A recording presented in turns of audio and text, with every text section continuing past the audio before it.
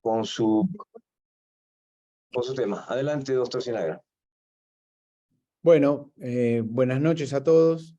Debo agradecer a la Sociedad Boliviana de Cirugía por esta invitación y por supuesto al doctor Gregorio Balda, que ha sido residente superior mío en ese hospital que ustedes están viendo, con lo cual mi primera relación con él fue de odio, como todo residente inferior hacia su residente superior, pero a medida que fue pasando el tiempo, me fui ganando el cariño de Goyo y él el mío, y bueno, el que lo conoce a Gregorio sabe que es imposible no quererlo, y hoy gozamos, gracias a Dios, de una amistad muy linda. Para mí es un placer poder hablar para un país el cual quiero tanto y que recibimos tantos médicos nosotros en el hospital de clínica y tratamos de formarlo de la mejor manera posible, y Goyo ha sido uno de ellos, sin duda, un líder de la cirugía en Bolivia, y digamos, mi arraigo con este país no solamente arrancó con Goyo, sino con las charlas que empecé dando, como esta en el 2004, en Tarija, en un congreso que se hizo, que también tuve la oportunidad de participar con Goyo, o esta otra en la Universidad de San Francisco Javier de Chuquisaca. Así que verdaderamente soy un agradecido a las invitaciones que me ha hecho la Sociedad Boliviana de Cirugía, y para mí es un placer poder compartir esta charla con ustedes. Siempre empiezo la charla con este video, que es muy cortito, pero que trata de la primera tiroidectomía firmada en Francia. En realidad fue un bocio, para ver cómo han ido cambiadas las cosas por el doctor Doyen. Fíjense que prácticamente no hay ningún tipo de antisepsias. Las maniobras delicadas que realiza el cirujano para extirpar ese bocio, obsérvense que ni siquiera tienen guantes, ni los ayudantes, ni quienes están participando en la cirugía. Y bueno, cómo delicadamente buscan el nervio recurrente, y por supuesto hacen lo mismo con las paratiroides. Ahí están introduciendo una pinza para finalmente ligar y seccionar ese bocio gigante. Y cuando uno ve esto, no puede dejar de pensar lo que pensamos todos, y que es un milagro que la gente hubiera vivido a semejante cirugía, pero bueno, es lo que había en la época, y creo que nosotros ahora cambiamos bastante la cirugía, pero siempre quería mostrarle de dónde venimos para que vean hacia dónde vamos, ¿no? Una cirugía que pocos tienen el placer de poder ver. Muy bien. Y haciendo un poquitito de historia, las primeras tiroidectomías exitosas se realizaron en 1871 con altísima morbilidad y mortalidad. En 1900 Kocher empezó con el refinamiento de la técnica, seguía habiendo a una alta mortalidad, y la lobectomía para el mixedema se empezaba a imponer. Billroth en 1910 fue el primero que hace una tiroidectomía total, también con una alta incidencia de tetania, parálisis cordal. Halsted también incursionó en la cirugía subtotal, empezó a hacer las ligaduras distal del pedículo inferior para respetar las paratiroides y para el recurrente. Recordemos que Halsted es uno de los pioneros en la cirugía hemostática, no solamente por sus pinzas, sino por las ligaduras de seda, que él fue quien las inventó y las empezó a utilizar también. Krill y Kohler también empezaron a hacer esta cirugía en 1950, respetando el nervio laringeo, hasta que hoy, por supuesto, tenemos ya una técnica muchísimo más refinada y con incisiones mínimas. Entonces, ¿cuál es el objetivo de esta charla? Primero, ver si de lo que yo les mostré hasta ahora hubo algún cambio, que por supuesto que sí, ver por qué cambió, y sobre todo hacer mención a hoy la cirugía de tiroides, o la patología tiroidea tiene que ser una cirugía de trabajo en equipo. Y la pregunta de por qué cambió, porque lo que se fue viendo a lo largo del tiempo, que con resecciones oncológicas más económicas, en el caso de los cánceres de tiroides, se podían obtener los mismos resultados oncológicos, mejores resultados cosméticos, se podía hacer conservación del parénquima, y había un menor índice de complicaciones, que es justamente lo que vinimos viendo a lo largo de toda la historia, ¿no es cierto? Y hago referencia al trabajo del equipo, porque el trabajo de equipo genera protocolos, normas de trabajo, conoce la limitación y la especialidad. Antes, yo me acuerdo cuando empecé a operar las tiroides, allá en el Hospital de Clínicas en el año 1992, prácticamente nosotros operábamos, medicábamos al paciente, indicábamos el iodo radioactivo, hacíamos casi todo. Al endocrinólogo le dábamos una participación muy escasa y había como una cierta competencia. Hoy por hoy eso no debe ocurrir, esto debe ser un trabajo en equipo entre la gente de medicina nuclear, endocrinólogos, algunos clínicos inclusive, y por supuesto los cirujanos, y aparte esto sirve para generar una base de datos y unas estadísticas, ¿no es cierto? Por lo tanto, trabajar en equipo divide el trabajo y siempre acuérdense que multiplica los resultados. Ahora, muy bien, a través de los diferentes congresos y guías de la SATA que se han ido publicando, y los IFNOS, inclusive hasta un congreso que hicimos nosotros acá en Argentina, que organicé yo, un máster en cirugía tiroidea, sigue habiendo todavía algunas áreas de controversia respecto a la patología tiroidea.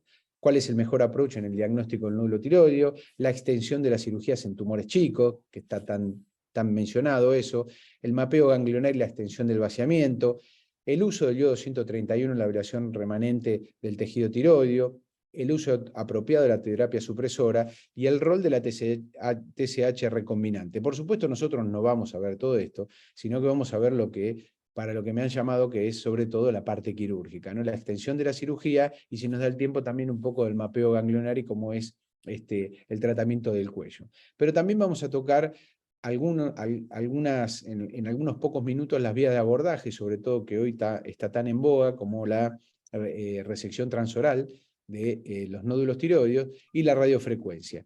También sigue siendo controvertida, aunque cada vez menos, y se usa con más asiduidad, el uso de los elementos de energía avanzada y la neuromonitorización del nervio recurrente. Entonces, para empezar un poquito, ¿cómo hacemos nosotros el diagnóstico de un cáncer de tiroides? Si tenemos todos estos estudios a disposición para usar, pero los que el cirujano más usa y los que nosotros más nos basamos por la especificidad y por la sensibilidad que tienen, por supuesto la ecografía y la punción aspiración con aguja fina. El dosaje hormonal uno por supuesto que lo puede pedir y habitualmente el paciente que viene endocrinólogo ya lo tiene. Es raro que un cirujano pida un centellograma. La tomografía, perdón, la tomografía y la resonancia, yo diría que sobre todo la tomografía está en uso para aquellos tumores grandes, como si fuera un bocio cérvico-torácico o algún tumor invasor que uno tiene que ver la dimensión, hasta dónde llega ese tumor y qué es lo que está invadiendo. La punción con aguja de Trucat está reservada casi exclusivamente para tumores anaplásicos o cuando hay dudas de algún linfoma tiroideo. Y por supuesto el PET está casi en desuso para este tipo de patología. Pero vamos a enfocarnos en lo que a nosotros más nos interesa, que es la ecografía y la punción. ¿Cuáles son las ventajas de la ecografía? Primero, que es accesible, es absolutamente accesible. En todos los pisos del hospital de clínica hay un ecógrafo, como mínimo. Es barata, no es invasiva, no requiere preparación y puede ser repetida tantas veces uno quiera. Como les digo, es un estudio sencillo, el paciente no tiene que hacer ayuno, no tiene que medicarse, no tiene que hacer absolutamente nada, solamente concurrir y poner el cuello para hacer la ecografía, ¿no? ¿Y qué es lo que podemos ver en la ecografía?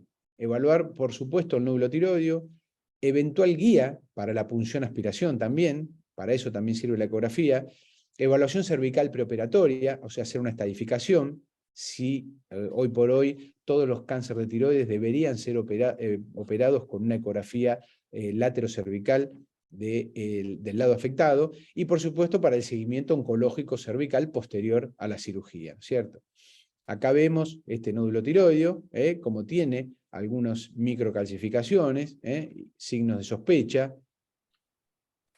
Este otro nódulo tiroideo, fíjense, cuando uno hace una buena ecografía, miren este nódulo tiroideo que se ve acá, cómo adentro se describe otro nódulo tiroideo, y lo interesante de esto es que cuando uno lo compara con la patología, se ve exactamente el gran nódulo tiroideo con el otro nódulo tiroideo chiquitito. O sea, si uno hace una ecografía y tiene un ecografista que tiene experiencia, verdaderamente la ecografía puede aportar muchos datos que le pueden servir por supuesto, al cirujano. Ni hablar que la ecografía tiene que ser acompañada de un doppler vascular, porque como sabemos, toda la vascularización central tiene un porcentaje mayor de poder tener o de que ese nódulo pueda ser sospechoso. En ese caso, uno tiene que actuar con un poco más de rapidez que si la vascularización fuera periférica, ¿no?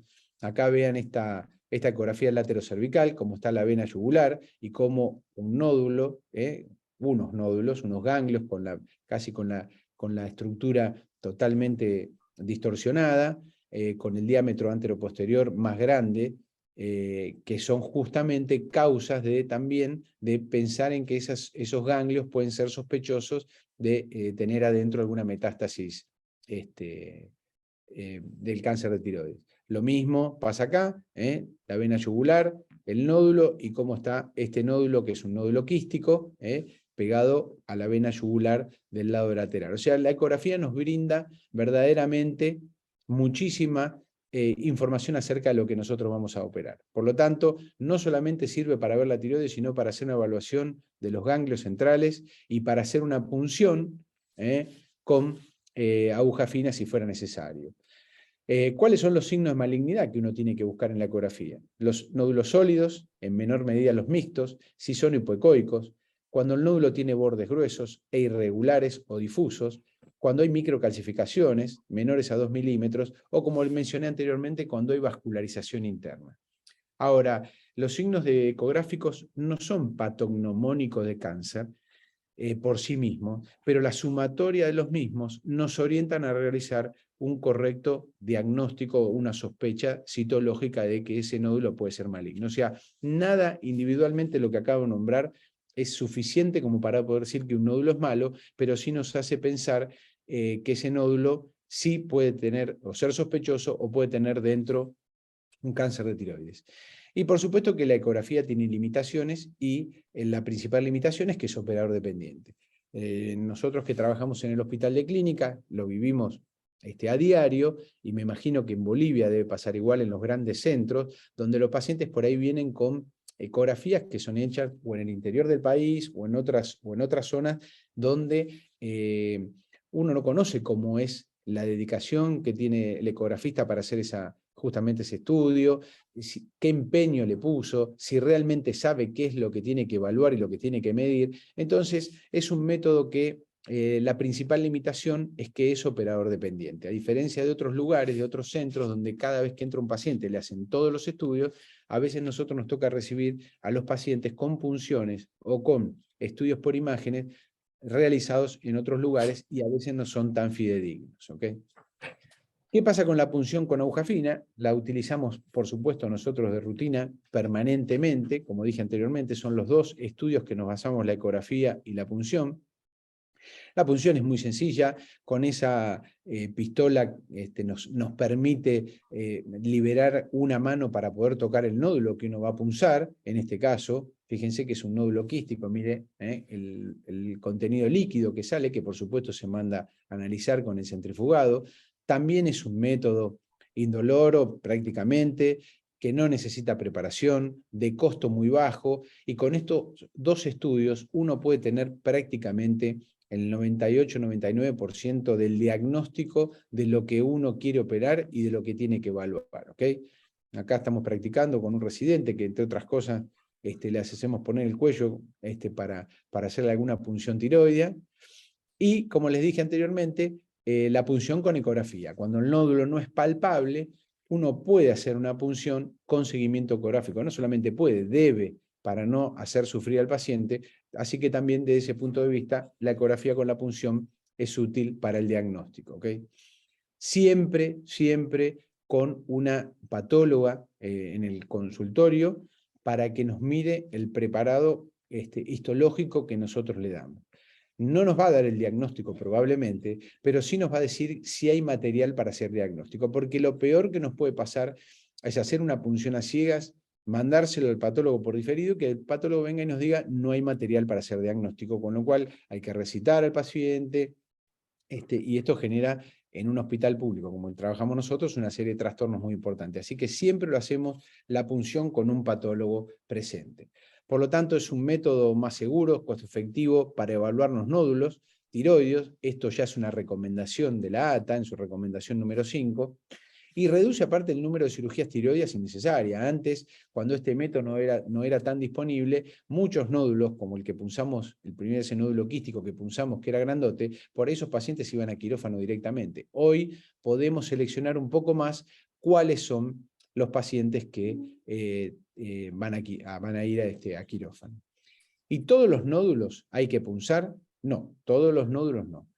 Los nódulos que habitualmente son mayores al centímetro. Los nódulos que son menores al centímetro, ¿cuándo se punzan? Cuando tienen signo de sospecha de carcinoma. O sea, alguno de las características ecográficas que nosotros vimos que hagan pensar que ese nódulo menor al centímetro puede tener un cáncer de tiroides. Cuando a pesar de no ser mayor al centímetro tiene alguna adenopatía central o lateral sospechosa, cuando tiene una historia familiar de carcinoma papilar de tiroides, cuando tiene radiación externa en la niñez, ha sufrido irradiación externa, cuando tiene una historia de cáncer de tiroides previo, o si hay algún nódulo positivo que haya aparecido en algún PET. Por lo tanto, los nódulos menores al centímetro se punzan cuando tienen alguna de estas condiciones que acabo de mencionar. Y por supuesto que la clasificación de Bethesda, que todo conocida por todos ustedes, nos da una idea de qué es lo que uno tiene que hacer con ese nódulo. Hasta 3, por supuesto, nosotros no las operamos, los controlamos. 5 es sospechoso malignidad y 6 es maligno, por lo tanto van a quirófano.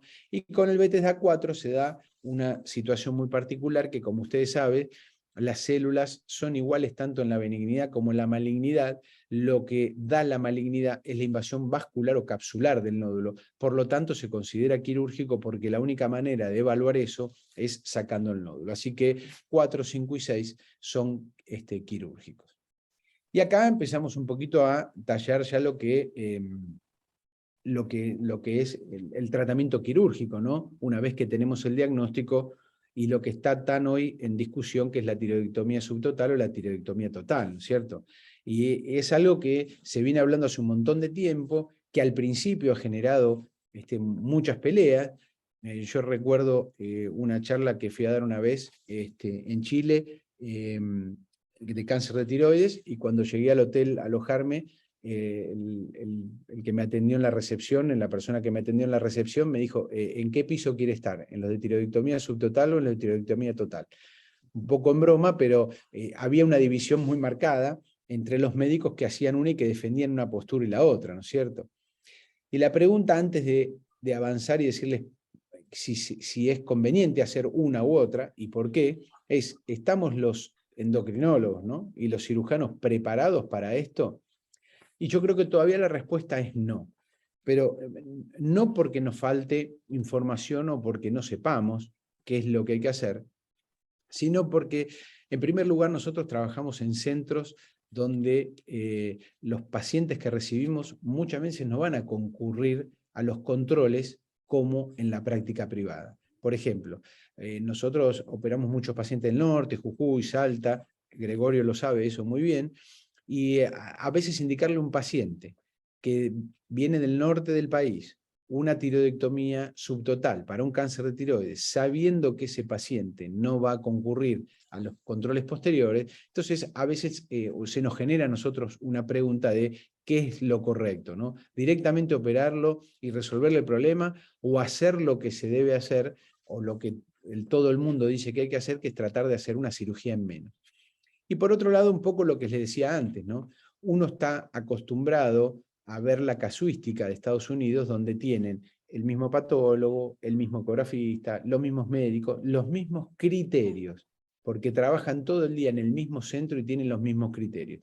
Y a veces nosotros tenemos que tomar decisiones sobre criterios separados, que es lo que le había dicho, o diferentes, mejor dicho, que es lo que le había dicho al principio, con ecografías diferentes, con punciones de un lugar, con una ecografía de otro lugar, y no hay un criterio unificado para poder tomar una decisión. Más aún, a veces yo opero a algún paciente con algún nódulo, supongamos un Bethesda 4, que accidentalmente el patólogo en la congelación me dice que es benigno, y el diferido viene positivo, y cuando lo llamo al endocrinólogo para decirle, ¿te parece que le completemos la tiroidectomía? Sí, por supuesto, me dice. Son pocos los que todavía a rajatabla van a defender la postura de hacer una cirugía en menos. Pero, ¿en qué nos basamos para poder acceder a hacer una tiroidectomía subtotal versus la tiroidectomía total? Como ustedes saben, y nos vamos a detener en esto, hay múltiples clasificaciones que han tratado de diferenciar cuáles son justamente la agresividad de los tumores de tiroides, ¿no? Se han intentado de la Mayo Clinic, de la LAGE, donde se medía la edad, el grado tumoral, la invasión extracapsular. Se han definido a los tumores en bajo, intermedio, alto, de acuerdo a si tenía metástasis a distancia, tamaño, histología, etc. ¿no? Inclusive con el TNM en los menores de 45 y en los mayores de 45, con lo cual el TNM permitía una buena estadificación para la supervivencia, pero era poco eficaz para el riesgo de recurrencia, que es lo que a nosotros nos importa, saber al paciente que le vamos a hacer una tiroidectomía en menos cuál va a ser la recurrencia que va a tener o cuál va a ser la posibilidad de que ese tumor vuelva a aparecer, hasta que apareció la ATA y la SLAT. Entonces fueron definiendo aquellos pacientes que son de muy bajo riesgo, de bajo riesgo y de alto riesgo, ¿no? Y los de muy bajo riesgo, la clasificación de la SLAT, son aquellos microcarcinomas, unio multifocales, sin extensión extratiroidea, sin metástasis ganglionares. Los de bajo riesgo son aquellos T1 o T2 sin metástasis ganglionares, donde uno puede hacer una extirpación completa del tumor, donde no hay invasión peritiroidea ni vasculolinfática, que no son variantes agresivas, me refiero a la parte histológica, donde hay ausencia de captación fuera del lecho tiroideo, y los de alto riesgo, los mayores de 45, cualquier tamaño que puedan tener de metástasis ganglionar, donde persiste tumor residual luego de la cirugía, y donde son células agresivas justamente la histología posterior a la cirugía. Y la clasificación de la ATA también los define de bajo riesgo y que incluye a los de muy bajo riesgo y bajo riesgo de la SLAT, con un riesgo intermedio, más o menos parecido, los que tienen invasión peritiroidea microscópica, los que tienen metástasis ganglionares, histología agresiva e invasión vasculolinfática, y los de alto riesgo, los que tienen invasión peritiroidea macroscópica, donde hay una resección incompleta y donde hay ya metástasis a distancia. Por lo tanto, la tiroidectomía total versus la tiroidectomía subtotal, ¿cuándo uno la debería hacer? ¿Cuál es la ventaja primero de la tiroidectomía total? Como todos sabemos, los tumores diferenciados de tiroides tienen un índice de poder ser multicéntricos y bilaterales que oscila en un 30 a un 70%. Por lo tanto, si uno hace una tiroidectomía total en estos tumores, prácticamente estaría controlando la enfermedad, porque si no hay que hacer una vigilancia activa muy importante a lo largo del tiempo, pensando en que el lóbulo que uno le deja pudiera tener algún otro tumor. La tiroidectomía total evita las recurrencias locales y la morbilidad de las reintervenciones. Como vamos a ver más adelante, la reintervención o la reoperación tiene más morbilidad sobre todo el nervio recurrente y las glándulas paratiroides. Cuando uno le saca toda la tiroides, evita que la recidiva que pueda hacer más adelante o la recurrencia pueda tener alguna transformación anaplásica. Por supuesto que la tiroidectomía total facilita la ablación con iodo 131, que cuando uno hace una lobectomía no lo puede hacer. Facilita el seguimiento con tiroglobulina, el marcador del carcinoma diferenciado de tiroides. Y en equipos entrenados, con una curva de aprendizaje adecuada, que se considera como mínimo 50 tiroidectomías, por supuesto que el índice de complicaciones es menor. O sea que estas serían las ventajas de la tiroidectomía.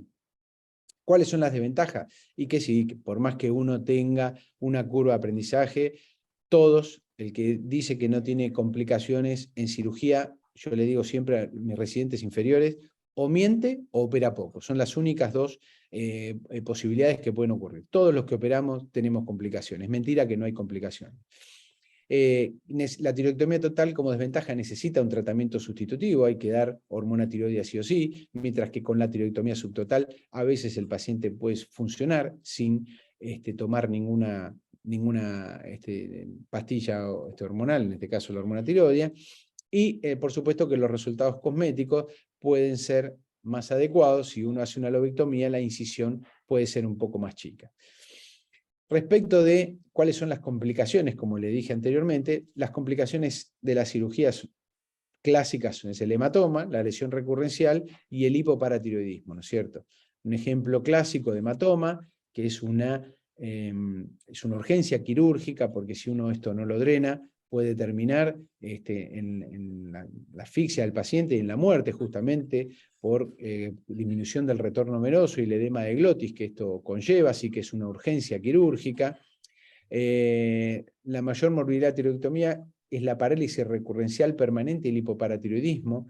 Un índice aceptable se encuentra en el 1 y al 2% respectivamente, pero este índice varía, como decía anteriormente, de acuerdo al volumen de experiencia que tengan los equipos quirúrgicos. Acá vemos cómo, de acuerdo al autor que uno lea, la parálisis recurrencial permanente oscila del 0,5% hasta el 1%, 1,1%. El hipoparatiroidismo permanente casi en algunos casos llega hasta el 10,5%. La parálisis recurrencial temporaria es un poquito más alta, pero justamente, como vamos a ver más adelante, también está asociada a otros factores. Lo mismo que el hipoparatemporario, también son más altos, pero habitualmente son recuperables. Por lo tanto, estas son complicaciones a las cuales uno les tiene que verdaderamente temer. Y le decía respecto de la parálisis recurrencial temporaria, porque nosotros hace ya unos años, en 2004, hicimos un trabajo acerca de los cambios de la voz luego de la tiroidectomía total sin lesión recurrencial. Para esto hicimos un programa de la voz con una computadora, una fibrolaricoscopía donde evaluábamos las cuerdas vocales y el estudio computarizado de la voz en el preoperatorio, los 2, 4 y 6 meses postoperatorio, donde medimos el tono, la frecuencia fundamental, la intensidad y el timbre de la voz. Esta es una foto del programa donde medíamos a los pacientes, como dije, en el preoperatorio y en el postoperatorio. Y lo que determinamos nosotros con ese trabajo es que existen cambios temporarios de la voz a pesar de no haber lesionado el nervio recurrente, o sea que el nervio recurrente está indemne, y esos cambios básicamente estaban dados por la posición en la cirugía del paciente, por la hiperextensión y la elongación que genera en el cuello, por la alteración de los strap muscles que llaman en Estados Unidos, que son los músculos correas del cuello, cuando uno entra y tiene que seccionar a veces los músculos porque el tumor es muy grande y demás, y después los tiene que suturar. Eso genera una desestabilización en el complejo laringotraqueal, y eso hace que se genere un cambio de la voz, a pesar de que el nervio recurrente esté indemne. Por lo tanto, la tiroidectomía total tiene sus complicaciones, y yo les diría que aunque uno preserve el nervio recurrente y cuide las paratiroides, como ustedes saben mejor que yo, por más que las 4 paratiroides queden presentes en el cuerpo del paciente, a veces por devascularización puede generar también una hipocalcemia. O sea que todas las complicaciones que uno puede ver en la cirugía tiroidea pueden ocurrir por más que uno opere perfectamente. Así que eso respecto de la tiroidectomía total. ¿Y qué pasa con los que defienden, que son en realidad los japoneses, los que empezaron defendiendo el tema de o vigilancia activa o hacer una cirugía en menos en el cáncer de tiroides? Y por supuesto que, y vuelvo a lo mismo, es muy importante todas estas estadísticas y entenderlo de esta manera, son para aquellos centros que tienen concentrado todos los servicios en un solo lugar. Cuando uno en un hospital público tiene que estar lidiando con diferentes estudios de diferentes lugares, esto es mucho más complejo porque pierde la uniformidad de criterios, y eso es muy importante para lo que vamos a ver más adelante. Entonces, hay muchos trabajos que hablan de la cirugía conservadora o en menos para el cáncer de tiroides, inclusive de la lobectomía, y que defienden justamente esta postura, diciendo que, entre otras cosas, si uno hace una vigilancia activa en un cáncer diferenciado de tiroides, verdaderamente en el mismo centro, verdaderamente la posibilidad de que el paciente le puede ir mal, de acuerdo al pronóstico que tiene el cáncer de tiroides, la verdad que es en un porcentaje muy, muy menor. Por lo tanto, aquellos tumores, como vamos a ver ahora un ratito, que son muy chicos, uno puede intentar hacer la tiroidectomía subtotal y no la tiroidectomía total, donde deja al paciente con las complicaciones que vamos a ver. Pero, como les dije anteriormente, vamos a ver qué es lo que pasa con la reoperación también cuando uno hace una tiroidectomía en menos, porque las complicaciones, fíjense en una reoperación, cómo suben las complicaciones permanentes en una reoperación casi al doble, en una reoperación de una tiroidectomía respecto a la tiroidectomía total. La parálisis recurrencial casi por 3 veces, cuando uno hace una tiroidectomía total, que cuando la tiene que reoperar. Y lo mismo con el hipoparatiroidismo permanente. Por lo tanto, que meterse nuevamente en un cuello es una complicación que uno tiene que tener en cuenta cuando uno va a decidir también hacer una cirugía en menos. Por lo tanto, y como conclusión, cuando uno le indica la tiroidectomía subtotal a un paciente o cuando está recomendada, si el tumor es menor al centímetro, si el compromiso extracapsular del tumor o la invasión local no existen, o sea, no tienen. Cuando no hay nódulos contralaterales, cuando hay metástasis, cuando no hay metástasis a distancia, cuando hay antecedentes de radiación, cuando hay antecedentes de historia familiar o una edad mayor a 45 años. Esta es una recomendación fuerte de la ATA en su recomendación número 26. Por lo tanto, es importante saber que todo lo que es una recomendación para hacer una tiroidectomía total, también se vuelve una recomendación para hacer una tiroidectomía subtotal. Exactamente lo contrario. Aquellos tumores chicos que no tienen todos los antecedentes que acabamos de decir, se convierten en candidatos para poder hacer una tiroidectomía subtotal y no dejar al paciente con las posibles complicaciones que describimos anteriormente. ¿Y qué pasa con la patología benigna también? ¿Cuándo uno debe indicar la tiroidectomía total? En pacientes básicamente con citología con punción de Bethesda-4. Cuando hay antecedentes de radioterapia cervical, y esto se vuelve a repetir lo mismo porque es lo más importante que uno debe tener en cuenta, que es lo que puede hacer una transformación tumoral de un nódulo benigno.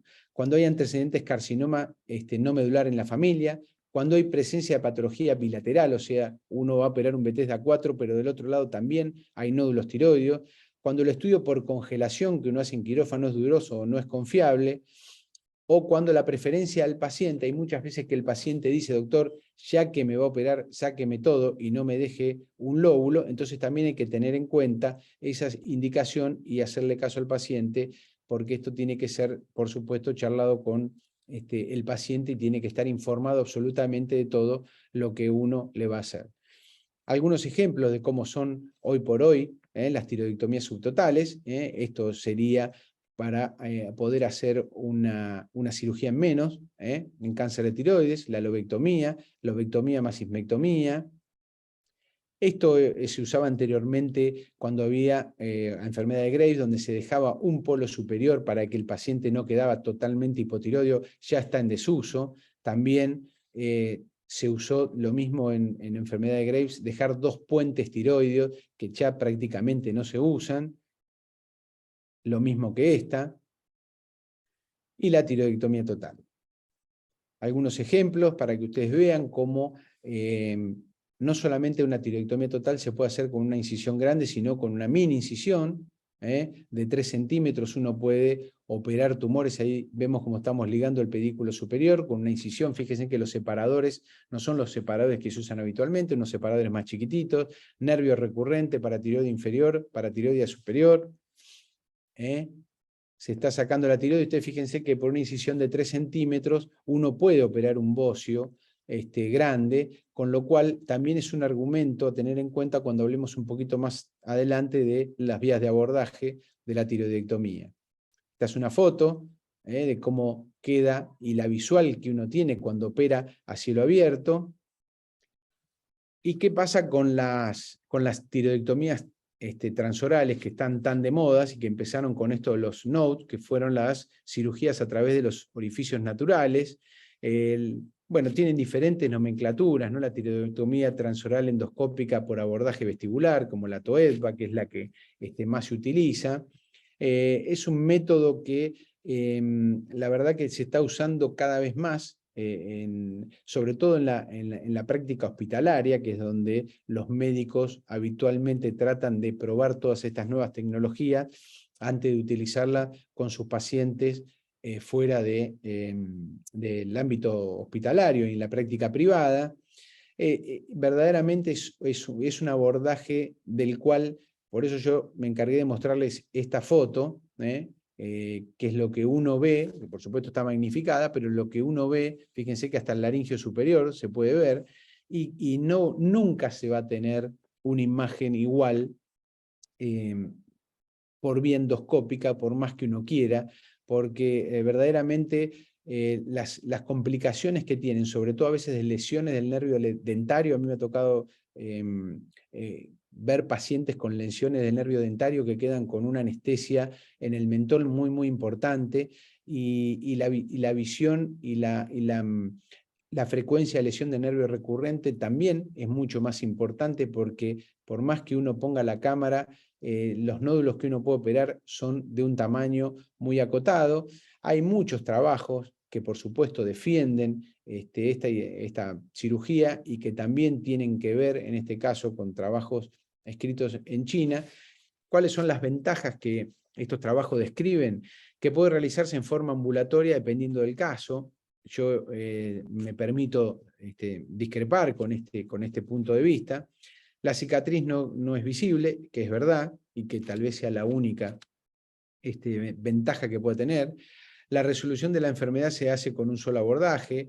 Es el menor tiempo de duración que otras técnicas endoscópicas, sobre todo las robóticas que entraban por vía axilar o por vía mamaria.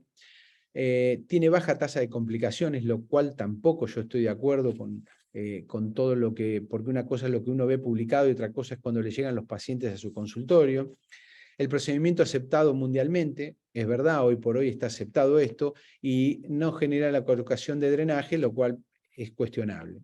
Las desventajas: que no se recomienda en pacientes con manifestaciones cardíacas o de alto riesgo para la cirugía por la insuflación que eso genera.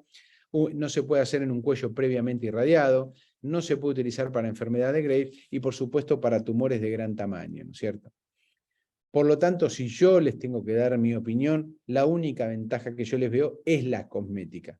Pero después las desventajas es, primero, que es mucho más costoso, que el tiempo quirúrgico es mayor que una tiroidectomía hecha o una tiroidectomía subtotal por un cáncer de tiroides, que la lesión del nervio dentario está presente en muchos de los casos, que la disección del nervio recurrente y las paratiroides no es lo mismo que a cielo abierto, que en tumores de gran tamaño o enfermedad de Graves, por supuesto, no se puede hacer, lo que les dije, el cuello irradiado tampoco, necesita un instrumental adecuado, por lo tanto no se puede hacer en cualquier lugar, y que conlleva esto una selección de pacientes.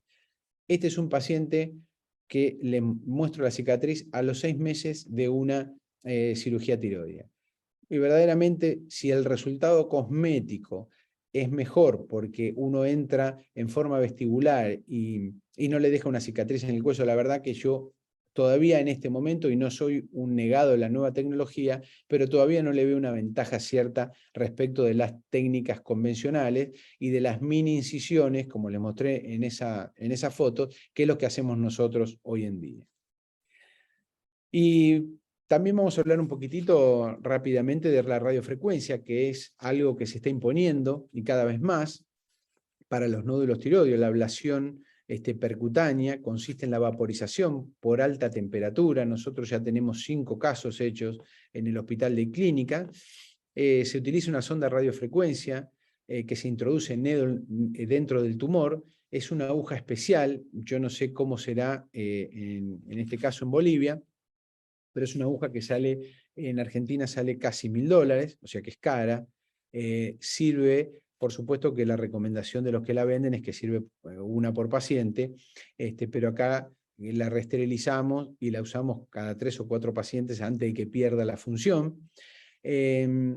Las indicaciones son en pacientes que presentan nódulos tiroides benignos o malignos de tamaño chico, habitualmente menor al 1,5 centímetros, y estos nódulos tienen que tener una ubicación central, no pueden ser muy periféricos porque esta termoablación que se hace no puede estar ni cerca de la carótida ni de la yugular, ni por supuesto nódulos muy posteriores cerca al recurrente, justamente por el daño que puede causar. Por eso el ecografista es fundamental para que defina la ubicación de estos tumores. Y en pacientes con alto riesgo quirúrgico que rechazan la cirugía, es otra indicación en muchos pacientes que con estén coronarios o con alta morbilidad que no quieren operarse, entonces es un buen método para poder tratar a estos pacientes. En caso de recidivas tumorales también se está haciendo, o en caso de recidivas tumorales en el lecho o adenopatía metastásica. También hay que tener en cuenta que cuando uno tiene alguna adenopatía metastásica en el lecho, hay que tener mucho cuidado, por supuesto, con el nervio recurrente, porque al no tener la tiroides, uno puede estar haciendo esa termoablación dentro del ganglio, pero muy cercano al nervio, con lo cual puede generar alguna lesión. Así que las indicaciones hasta ahora que nosotros más seguimos a rajatabla son los nódulos de 1,5 centímetros o menores, y que tienen una ubicación sencilla en el parénquima tiroideo, no periférica y no profunda, cosa de no dañar el nervio recurrente ni los vasos del cuello. Hay múltiples trabajos, por supuesto, que ya hablan como que esto empieza a ser un gold standard para justamente estos tumores, y la termoablación, este es un poco lo que grafica cómo uno entra con la aguja y cómo dispersa, siempre con guía ecográfica, cómo va dispersando ese calor, esa termoablación. Este es el caso que hicimos en el Hospital de Clínicas, fíjense la cirugía y este es el aparato. Perdón por la luz, pero bueno, como había que hacer la ecografía, había que tener poca luz en el quirófano, cómo el aparato irradia esa termoablación y genera la disolución del nódulo. Esta es la ecografía previa a la cirugía. Fíjense cómo se ve el nódulo en un carcinoma papilar que tenía 1,5 centímetros. Vayan a ver el video. No sé si se llega a escuchar. La ecografía. Y posteriormente, cómo se ve, luego de hacer la termoablación, cómo se ve esa zona difusa, como si el nódulo verdaderamente hubiera desaparecido. En los controles posoperatorios, no se ha visto el nódulo hasta ahora, y lo hace un médico intervencionista que seguramente es conocido por todos ustedes, que es el doctor Yola Sanzorena. Gregorio lo conoce muy bien, que es un experto en estas cosas, y sobre todo en ecografía. Así que hasta ahora es una técnica que en algunos pacientes y seleccionado, como le dije anteriormente, sí nos está dando un buen resultado. Por supuesto que requiere de una vigilancia activa posterior, ¿no? Son para pacientes que sí o sí uno sabe que van a venir a verlos, que se van a tener que hacer una ecografía al principio. Es una ecografía cada 15 días durante los primeros 2 meses para ver cómo está ese nódulo, si no hay un hematoma, si no hay alguna complicación, y después una ecografía cada 6 meses, o sea, bianual, para ver las características de esa termoablación que hicimos. ¿Y qué pasa? Porque no todo es sacar la tiroides normalmente, o sea, hacer una tiroidectomía total o hacer una tiroidectomía menos. Hay veces que nos toca lidiar con algo que es un poco más difícil, que es el carcinoma avanzado de tiroides. Le voy a mostrar un ejemplo, solamente para tener en cuenta que la cirugía de tiroides a veces puede tener algún alcance un poco más importante que el hecho solamente de sacar la tiroides. Este era un tumor de tiroides que, como se ve, de gran tamaño, y que ya tenía dentro de la tráquea una invasión de una papila por parte del tumor. Por supuesto le hicimos una fibrolaringoscopía donde se ve esa invasión, y donde en la cirugía le disecamos primero el lóbulo derecho y el lóbulo izquierdo, que es el que se veía más grande y que invadía la tráquea. Fíjense cómo apolilla la tráquea directamente, cómo la está invadiendo en este caso. No se podía hacer un shaving porque cuando uno quería intentar despegar el tumor, prácticamente estaba abriendo la tráquea. Por supuesto, el nervio recurrente de ese lado hubo que sacrificarlo. Y acá hicimos la apertura de la tráquea, un anillo por debajo del cricoides, donde se ve la lesión, la invasión que generaba ese cáncer de tiroides, y por supuesto una resección traqueal de 3 anillos con la anastomosis posterior. Así que la cirugía de tiroides, a veces uno tiene que estar preparado, y en ese caso sí la tomografía tiene su utilidad y la laringoscopía también, porque no nos hace salir del estándar habitual, que es la tiroidectomía total o la tiroidectomía subtotal cuando se trata de un cáncer. A veces hay que hacer alguna resección traqueal y uno tiene que estar preparado también para estas cosas. Aprovecho para decirles que el año que viene, ya después les voy a mandar la información a Gregorio, vamos a hacer un curso el primer curso de actualización en cirugía de cabeza y cuello, y para los que también estén interesados, vamos a hacer un curso de verde-indocianina, algo que está muy, muy en boga hoy, sobre todo para aquellos que operan tumores adrenales y hacen ganglios centinelas, como en el caso del cáncer de mama. Estamos haciendo ganglios centinela también nosotros con el verde-indocianina. Y por supuesto operamos las paratiroides también con esto, que no es el tema de esta charla, pero que también es algo que tiene mucha utilidad, así que después le voy a pasar la información para los que se quieran anotar. Va a ser en el año 2023.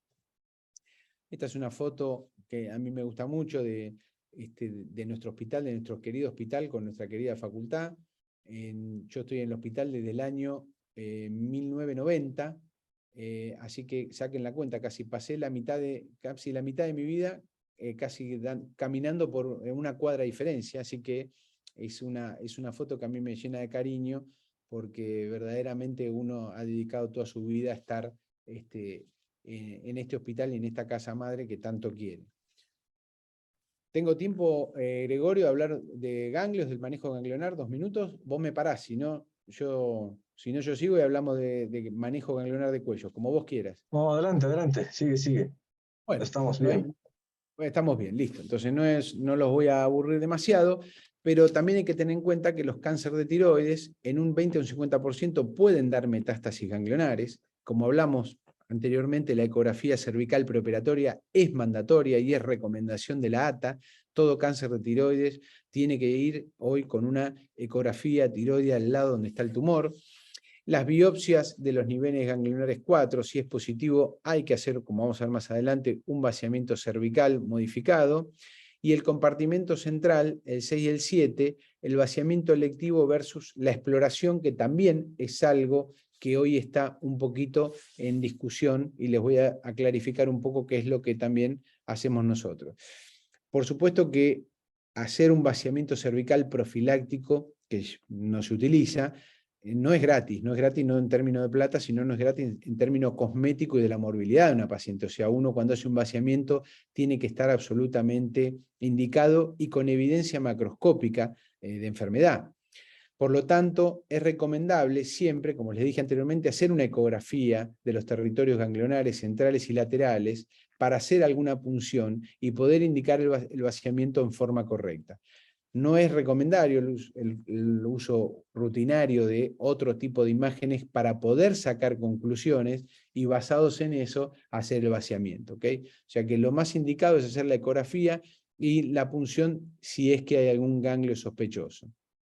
El compartimento central 6 y 7 habitualmente es el más afectado y los ganglios yugulares del grupo 2, 3 y 4 son los que le siguen en frecuencia. Prácticamente los del grupo 5 están afectados en un porcentaje muy bajo.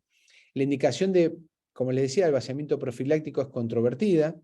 La confirmación preoperatoria o intraoperatoria de metástasis, por supuesto, que hace que uno vacíe el nivel 6 o 7, o sea, cuando uno está operando un cáncer de tiroides y se encuentra con un ganglio que le llama la atención aumentado de tamaño y se lo da al patólogo para que lo mire, le indica que es positivo, por supuesto que hay que hacer vaciamiento central, pero también es una recomendación y hay que hacer vaciamiento central de cuello en aquellos tumores mayores a 4 centímetros.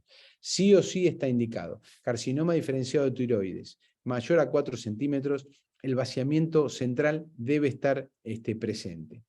Cuando hay invasión macroscópica extratiroidea, por más que no tenga ganglios patológicos, también es una indicación de hacer un vaciamiento central grupos 6 y 7.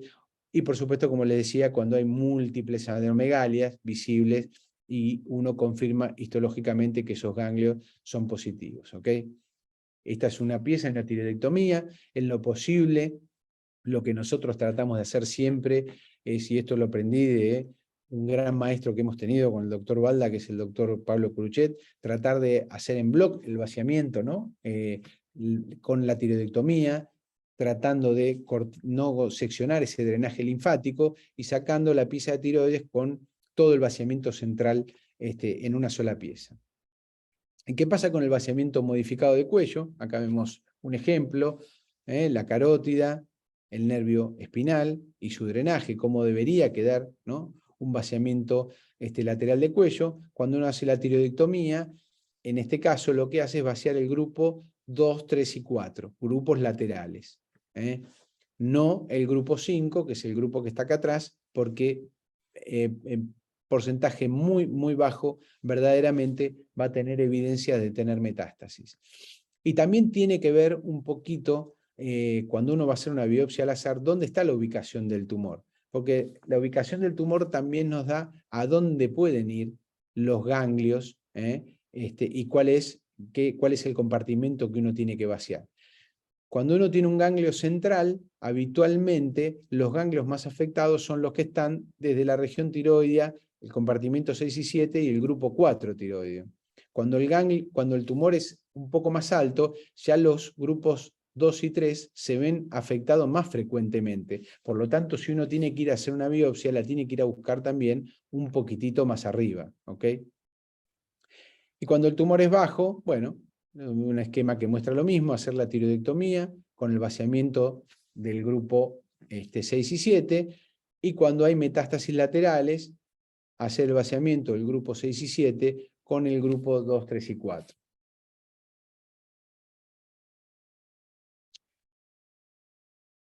Muy bien, hay todos conocidos, la imagen esta por todos ustedes, los grupos ganglionares, que no nos vamos a meter demasiado en esto. Por lo tanto, como conclusiones, la tiroidectomía subtotal está indicada y uno la puede utilizar en tumores chicos y de buen pronóstico, como vimos anteriormente. El vaciamiento central profiláctico se hace solo en casos seleccionados. El vaciamiento lateral de cuello solamente lo hacemos con evidencia de enfermedad confirmada. No hacemos un vaciamiento lateral de cuello en forma profiláctica. El abordaje transoral, a pesar de que se lo quiera describir como un gold estándar, en este momento no se considera y nosotros fuertemente no lo recomendamos. No digo que no vaya a servir ni que el día de mañana no se pueda convertir, pero todavía me parece que hay que tener una curva de aprendizaje mucho mayor para poder decir que verdaderamente es algo que va a dar resultado el día de mañana.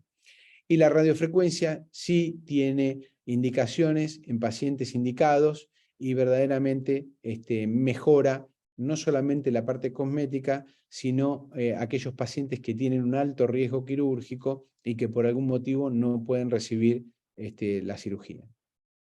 Bueno, muchas gracias a todos por escucharme. Les vuelvo a poner una foto de mi querido hospital y de mi querida Universidad de Buenos Aires. Si hay alguna pregunta, Gregorio, que quiera que conteste. Bueno, muy bien, muchas gracias, doctor Sinagra. Con cariño, Diego. Pues realmente ha sido una charla bastante explícita, muy concreta. Y bueno, ahora voy a dar la palabra al doctor Alberto Requena, quien nos va a dar un comentario y quizás algunas preguntas sobre el tema que has mencionado. Doctor Requena tiene que, su micrófono lo tiene que activar. Ahí estamos. Sí, adelante. Bueno, muchas gracias por la invitación, doctor Balda, y qué gusto conocerlo, doctor Sinagra. Estoy de acuerdo en mucho de lo que ha dicho el doctor, y quiero reforzar algunas cosas por la patria en la que trabajamos, Bolivia. El trabajo en equipo es importantísimo, y lamentablemente en nuestro país no siempre trabajamos en equipo. La ecografía y la paz son fundamentales, y la TAC, con lo que dijo el doctor, en casos necesarios. El scintigrama que siguen pidiendo algunos endocrinólogos no tiene ninguna utilidad, salvo algún caso especial, pero no hay por qué, parece que es para que llenen los bolsillos de los que tienen el scintigrama, pero no hay que pedir el scintigrama. Yo utilizo la clasificación de Leonora Horvath, TIRATS, en Santiago de Chile, que viene a ser, digamos, el Bethesda que usa el profesor Sinagra. La ecografía es cirujano dependiente, y aquí me voy a detener un poco. Los ecografistas tienen que estar muy bien calificados. Yo he operado ganglios cervicales sin motivo por culpa de la ecografía, porque la ecografía es dependiente. Entonces tenemos que tener ecografistas sumamente calificados. La ecografía de la tiroides tiene que ir acompañada, como dijo el profesor Sinara, de ecografía cervical. Tú no puedes operar una tiroides sin ecografía cervical. Tiene que ser así. Te mandan a veces la tiroides con una ecografía solo de la tiroides. Hay que completar con la cervical. El caso, por ejemplo, que tú tienes la nodulación en el lóbulo derecho y en el lóbulo izquierdo no hay nada, hay que hacer otra ecografía con otro ecografista y tiene que hacerse la antiperoxidasa y la antitiroglobulina por si es que tienes que dejar ese lóbulo. La PAF, de acuerdo con el profesor, reduce el número de cirugías.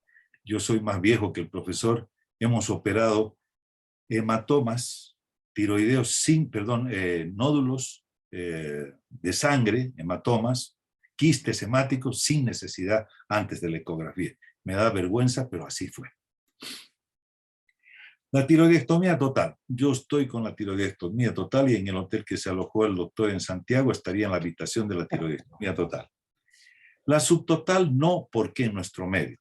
Pacientes indisciplinados no concurren a sus controles y tenemos que tener la seguridad. El informe de patología, cuando te dice un cáncer papilar, no hay, doctor, en la biopsia de congelación, has tenido tu PAF negativa y resulta que en la diferida sí te dice que hay un cáncer papilar.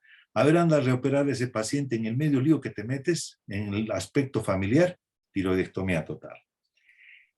La disección que habló el doctor en cuanto a los recurrentes, yo voy al tubérculo de Zuckerkam y ahí diviso el recurrente y lo individualizo.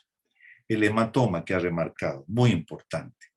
No hagan la exploración del hematoma con una inducción anestésica porque van a tener problemas. Primero vacían en el quirófano el hematoma y recién el anestesiólogo tiene que poner los medicamentos porque si no, no va a haber realmente la intubación y el paciente puede morir.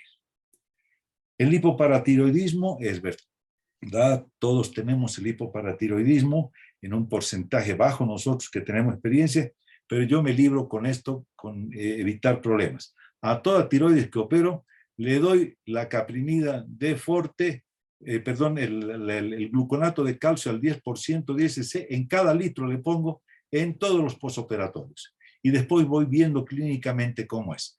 Porque imagínense en el hospital, las enfermeras que están ocupadas con un montón de pacientes y que no tenemos el número suficiente, hace una crisis de hipocalcemia, el medio griterío y toda esta cosa que ocurre. Con esto de darle el calcio en el suero, tú te evitaste el problema y después tú vas a ir viendo si tu hipocalcemia es efectiva o no es efectiva, vas disminuyendo. La voz posoperatoria es efectivamente algo que ocurre por la tracción, etcétera. A veces el electro utilizan muy cerca del recurrente, las tracciones, hay una serie de cosas y efectivamente puede haber alguna alteración de la voz y el resultado es muy bueno cuando hay la experiencia. A los cánceres papilares menor de 1 centímetro en el Japón, en un lugar, no están operando. Imagínate, cáncer papilar menor de 1 centímetro no están operando. Gente disciplinada, es otra cultura, es otra cosa. Eso nosotros no podemos seguir ese modelo. La reoperación, yo sugeriría, cuando tienen que reoperar, ingresar por el borde interno del esternocleidomastoideo, las reoperaciones. Cuando tienen que hacer la biopsia ganglionar cervical, vayan por el borde externo del esternocleidomastoideo. Así lo hago. El abordaje. Cuando asistí a un congreso en Santiago, y quizás me pueda ayudar el profesor, que el apellido no lo he podido encontrar, profesor Sinagra, del cirujano hindú de Nueva York, que tiene muchísima experiencia. Ashok Shah. Bueno, presenta un paciente que está en una posición de cuclillas y le están metiendo un endoscopio por el ano. Entonces dice, esto no me hacía falta para sacar la tiroides. Yo concuerdo con el doctor Sinagra. No es que esté en contra de estos abordajes, pero si está ahí sencillo todo y por una cicatriz, y estas cicatrices cuando tú las haces en los pliegues o cuando son chicos los nódulos hacen un poco en la parte superior a 4 traveses, les queda muy bien. A mí me parece que es una aventura muy grande. Y yo me recuerdo en la época de la colecistectomía, antes de la laparoscópica, las complicaciones enormes de la colecistectomía han sido por la laparoscópica. La colecistectomía abierta ha habido complicaciones, pero no han sido tan mortales como lo son la laparoscópica. Y yo me imagino con estos abordajes que están por la axila, por el seno, por aquí, no sé qué cosas pasarán. No tengo experiencia, he leído, he visto películas, yo ya estoy viejo, ya no voy a aprender esa técnica, no la rechazo, como dice el doctor Sinagra, pero yo ya no estoy capacitado para hacer estas cosas. Ahora, la incisión, estoy de acuerdo, puede ser incisión chiquitas, puede ser un poquito más grandes, no hay problema. De la radiofrecuencia no voy a hablar porque no tengo ninguna experiencia. El cáncer avanzado, ese es otro problema que tenemos. El cirujano de cuello tiene que estar preparado para hacer resecciones traqueales y una serie de estas cosas. Entonces, ese es un problema que también tenemos porque no estamos todos preparados para esas resecciones. Hemos hecho resecciones traqueales, pero en menor cantidad que otros centros. El grupo 6 y 7, hasta el año 17, cuando fue el Congreso de Tiroides en Río de Janeiro, yo le hacía la tiroidectomía total, estoy hablando de los cánceres, a todos y con resección del grupo 6 y 7, a todos. Después cambié, después del año 17, y les hago la resección del grupo 6 y 7 a los menores, a los mayores a 1 centímetro, y aquí el profesor dice mayor de 4 centímetros. ¿Qué pasó con los pacientes que hicimos tiroidectomía total con vaciamiento del grupo 6 y 7, cuando hacíamos a todos con cáncer papilar? El 30% estaba comprometido en el grupo 6 en tumores papilares menores de 1 centímetro. Bueno, ahí me dice el endocrinólogo, pero déjala a la radioterapia, con eso, ¿no? ¿Cómo se llama? El yodo radioactivo, con eso vas a solucionar el problema. Bien. Las disecciones modificadas, totalmente de acuerdo, el grupo 2, 3 y 4, y aquí les voy a dar una experiencia que tuve cuando estás haciendo la disección del grupo 6 y resulta que el grupo linfático, el tronco, lesiona si no te das cuenta. Y al día siguiente tú ves el paño ahí comprometido y no sabes qué hacer. Vas a reoperar y no encuentras nada, no ves nada, empieza a poner puntos por aquí, te desesperas. Entonces el paciente que me tocó tenía vinculación con Estados Unidos. Llamaron y hablaron con un cirujano de cuello, que no recuerdo el nombre, y dijo, díganle al doctor Requena que haga lo siguiente, que le dé 40 cc de leche descremada 2 antes de la cirugía, 2 horas antes. 40 cc y a la cirugía, y veía ahí blanquito lo que salía y pongo el punto. Eso es lo que podría aportar y comentarle, profesor. Muy linda su experiencia, totalmente de acuerdo en todo lo que ha dicho, y bueno, eso es lo que puedo decirles. Alberto, muchas gracias por sus comentarios. Sí, nosotros le damos leche o crema de leche para el conducto torácico, porque la grasa estimula justamente la secreción linfática y es cuando uno lo ve. Porque si no, es lo que dice usted, Alberto, es imposible cuando uno va a ligar el conducto torácico si no tiene ninguna manera de poder individualizar de dónde está perdiendo. Es muy difícil y uno empieza a poner punto y ahí puede lesionar algún nervio del plexo braquial o del plexo cervical que esté ahí cerquita. Así que totalmente de acuerdo con eso. Yo le agradezco sus comentarios y concuerdo, por supuesto, con todo lo que dijo, sobre todo con la experiencia que usted tiene, que me merece mi más sentido respeto. Así que no sé si, Gregorio, hay alguna otra pregunta que me quieran hacer, no tengo problema en contestar. Bueno, muy bien. Agradecido también al doctor Requena por ese resumen que nos ha realizado propio de nuestra casuística nacional boliviana. Tenemos, a ver, un saludo del doctor Jorge Morales hacia el doctor Diego Sinagra. A mí hay algunas preguntas, unas cuantas.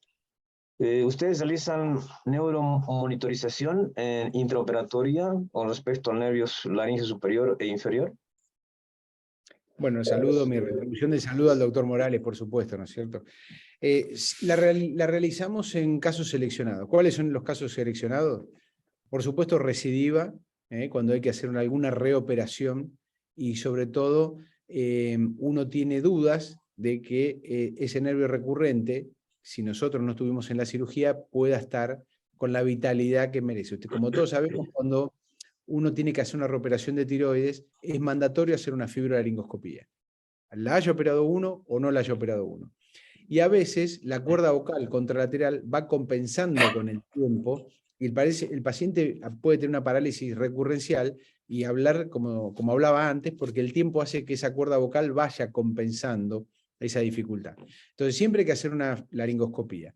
Independientemente de eso, cuando vamos a hacer una reexploración de la celda tiroidea, siempre usamos el neuromonitoreo. Y el otro caso que utilizamos neuromonitoreo es cuando vamos a operar un bocio cérvico-torácico muy grande y donde podemos encontrar alguna pérdida de domicilio nervio recurrente respecto de su ubicación anatómica normal. Pero para operar habitualmente a diario, sinceramente no lo usamos, porque es costoso para nosotros. Hoy por hoy, para que ustedes tengan en cuenta, más o menos en dólares debe estar el alquiler del aparato con el tubo endotraqueal en unos casi $1000. Entonces, no todas las obras sociales lo cubren. Por supuesto que no hay muchos pacientes que lo puedan pagar, y entonces lo reservamos para aquellos casos que verdaderamente lo necesitamos en forma para poder hacer la cirugía, ¿no? Ok. Doctor, doctor Balda. Adelante, adelante. De acuerdo con el doctor, yo utilizo solamente para la reoperación, y aquí una cuestión del término, bocio recidivado o bocio residual. Ese cirujano que no tiene experiencia en la tiroides se metió a operar la tiroides, creyó que sacó toda la tiroides y después quiere echarle la culpa que es una recidiva. No, señor, ese cirujano no hizo la cirugía bien y no es una recidiva, es una tiroides residual. Exacto. Bien, ahora, con respecto a la tiroidectomía subtotal, ¿tú la estás realizando siempre en casos seleccionados? ¿Has abandonado ya la total? En mi práctica privada, y por eso hice la diferencia, cuando yo hablo con el paciente y les muestro las dos caras de la moneda y le explico que si el paciente se compromete a venir a hacer una vigilancia activa y nosotros podemos ofrecerle una tiroidectomía en menos, lo cual significa que por ahí no tome o tome menos hormona tiroidea al día de mañana, y que las complicaciones de esa cirugía sean menores, si el paciente lo acepta, la estoy haciendo. Por supuesto que en la práctica hospitalaria, por los motivos que mencioné anteriormente, es de más difícil aplicación. Pero en la práctica privada, porque aparte hay una cuestión acá que por ahí Alberto, en esto también me va a dar la razón, o si no lo podemos discutir, pero es que a veces ya el endocrinólogo lo manda diciendo, ya metiéndole en la cabeza al paciente que tiene que hacer una tiroidectomía subtotal. O sea, a veces ya el paciente viene diciendo, doctor, sáqueme la mitad de la tiroides porque el endocrinólogo me dijo. Entonces, es muy difícil también rebatir después ese argumento, ¿no? O sea, el paciente ya viene casi convencido para hacer esa tiroidectomía, ¿no? No por todos los endocrinólogos, pero sí por algunos. Y hay otra cosa. Entran al internet y ya vienen versados, letrados, ya te dicen, doctor, usted tiene que hacerme esto. Claro, exacto. Bueno, acá el doctor José Manuel Larrieta también manda un saludo al doctor Sinagra, al doctor Requena. Y bueno, no sé si tiene alguna otra pregunta. Acá tenemos sobre el abordaje transoral. ¿Qué opinión personal tienes tú? ¿Si la has realizado? ¿Si la aconsejas? Hicimos un solo caso en el hospital, por supuesto, con una visión muy, muy dificultosa. La cirugía duró 3 horas y media. El paciente se despertó con todo el cuello edematizado, incómodo. Por suerte no tuvimos ninguna lesión ni del nervio recurrente ni del nervio dentario, pero la verdad es algo que no me sentí cómodo, y vuelvo a repetir, sí me siento cómodo haciéndolo a la vieja usanza, con una mini incisión, con bajovisión directa, y donde no me genera ningún tipo de duda de lo que yo estoy disecando y de las estructuras que estoy respetando. De la otra manera, no digo que uno tenía que estar adivinando, pero tiene que estar casi reconociendo cosas que le parecen, pero por ahí terminan siendo y por ahí no lo terminan siendo. Entonces hicimos una y abandonamos el procedimiento. Generalmente lo que hacemos nosotros para poder hacer la tiroidectomía total es ir a buscar el nervio recurrente, seguirlo hasta que ingrese a la parte de la tráquea, buscar las paratiroides. Pero ¿qué pasa con aquellos pacientes que usan su voz como trabajo? ¿También buscan el recurrente? ¿Lo tienen que buscar al recurrente superior? Sí, el anillo superior. Sí, la línea superior. Sí, para eso hay una técnica que es ligar el pedículo superior no tan alto. A veces uno se tienta y en ir muy, muy alto a ligar los vasos, y entonces ahí es donde puede lesionar el laringio superior, ¿no? Entonces el paciente empieza con fonastenia, bueno, y sobre todo los cambios de voz que vos dijiste, y hasta a veces puede tener alguna alteración en la deglución. Entonces, para que eso no ocurra, cuando uno no ve al nervio laringio superior, porque si uno lo busca habitualmente lo encuentra, pero cuando uno no lo ve, lo que puede hacer es ligar los vasos del pedículo superior bien pegados a la tiroides, no ir tan arriba. Con eso va a evitar siempre la lesión del nervio laringio superior. Totalmente de acuerdo. En el pedículo superior son 3, entonces ir a las partes terminales para ligar y no ir porque uno se tienta a querer ligar todo el pedículo, ahí puede lesionar el laringe. Yo siempre veo el recurrente, siempre, excepto una vez con el profesor Novelli, nada menos acá en Cochabamba operando una tiroides, no hemos podido encontrar el recurrente ni él ni yo, pero nos ha pasado, pero muy raro. Yo siempre voy a encontrar el recurrente. Al enemigo hay que encontrarlo. Si es del lado derecho, podría haber sido un laringio no recurrente, ¿no? Hay una variante. Y fue del lado derecho. Y fue del lado derecho, profesor. Fue del lado derecho. Es justamente la variante que no viene de abajo, sino que viene de arriba. El nervio sale directamente del vago, pero desde arriba. Entonces, en vez de subir, como viene habitualmente, baja. Entonces viene pegado al pedículo superior y entra en la membrana cricofaringea, que es donde entra el recurrente, pero no entra, o no, mejor dicho, el recorrido no es el habitual que cuando es el recurrente, ¿no es cierto? Se llama laringio no recurrente esa situación. Acá tenemos una pregunta de la doctora Beatriz Nogales. Dice, ¿usted recomienda el reimplante para tiroides en cáncer de tiroides? Bueno, muy buena pregunta. Primero trato de no resecar las paratiroides. Vamos a empezar por ahí, ¿no es cierto? Que como todos sabemos también, y como un poco lo mencionó también Alberto, el vaciamiento central del grupo 6 y 7 genera una hipocalcemia o una alteración en la circulación de las paratiroides más manifiesta que cuando uno no lo hace. Y por supuesto el riesgo de cuando uno hace el vaciamiento de llevarse alguna paratiroide en el vaciamiento es mayor. Pero habitualmente, por supuesto, trato de respetarlas a rajatabla. Si por algún motivo me doy cuenta que he sacado una paratiroides que me ha pasado, la reimplanto sí, siempre. Trato de reimplantarla en los músculos pretiroides, ¿no es cierto? La fracciono bien, la fracciono bien arriba de algún separador o algún elemento, no la trasplanto como tal, la hago prácticamente con un bisturí, la voy fraccionando un montón de partes, le hago un ojal en el músculo y trato de ponerla siempre, cuando uno hace un ojal en el músculo pretiroideo, siempre aparece algún vaso, chiquitito por supuesto, trato de ponerla siempre cerca de algún vaso para que por inhibición se pueda nutrir más rápidamente y generar, y se pueda adaptar a poder liberar la paratormona en forma rápida. Pero sí la reimplanto cuando me doy cuenta que por accidente me la he llevado con la pisa quirúrgica. Muy bien.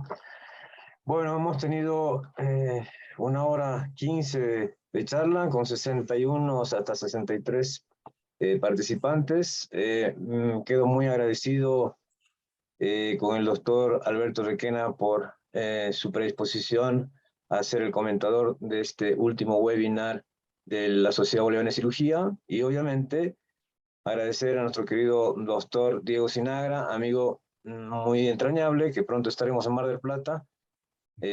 Bueno, siempre vas a estar presente en nuestros webinars al año que viene. Así que muy agradecidos a cada uno de ustedes, lo mismo a nuestros 61 participantes, y estaremos pronto pues en una nueva charla. Muchas gracias y hasta luego. Un abrazo fraterno a la distancia.